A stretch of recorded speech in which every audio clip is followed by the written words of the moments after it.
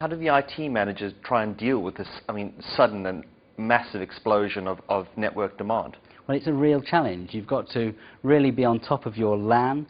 You've got to make sure that your wide area connectivity is able to be turned up at relatively short notice. So you need flexibility from your provider, and that's what Telecoms 2.0 is all about. Right. And what then does NTL bring to help solve some of these issues?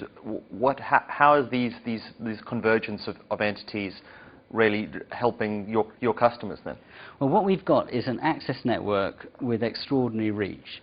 So 52% of UK businesses have got our cable and fibre in the pavement outside their premises. So that gives us an ability to deliver tunable bandwidth to our customers at a very low cost. And we have 330 access points for Ethernet spread across the UK and 38,000 points at which customers can connect into our network. And the combination of that means that we can deliver Ethernet and IP services into the marketplace now that our competitors are only beginning to think about providing. Right. And how do IT managers particularly manage the use of, if there's this growing business use of these technologies, but people are also starting to demand it socially at work, how do they try and manage or marry the two, given that both add such a strain to the network? Well, it's a challenge, and it's a challenge that's met by having the bandwidth available to do it, for sure.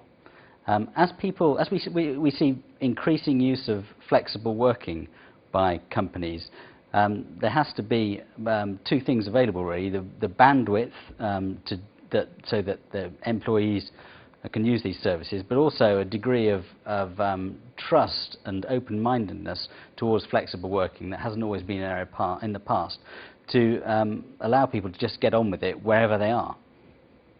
And in terms of managing the network and managing the number of people suddenly trying to access these things, because you can say, right, we've got a 100 gigabit net, sort of backbone or whatever, and it's all great, but when too many people try and start doing high bandwidth things, obviously it can really hit responsiveness and really hit sort of people's perception of how well the network's working. Well, you need to be able to adapt quickly, and so you need to have fibre to your premise to be able to quickly scale through the legacy sort of DSL up to 8 megabits type Right. technology through to the 10, 100 and then gigabit access pipes. And companies who've been able to do that today are in a much better shape to respond to the increasing demand of the employees that we've been talking about. Mm-hmm.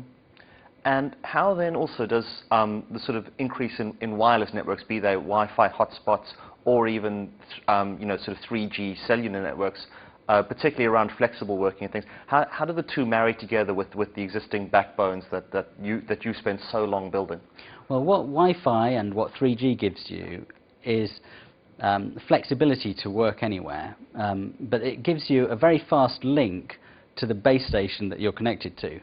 The key challenge for IT managers and for network operators, be they fixed or mobile, is how do people take that bandwidth back from that base station into and across their core network. And that's where we come in providing backhaul to both companies and to other operators as well, to enable them to do that.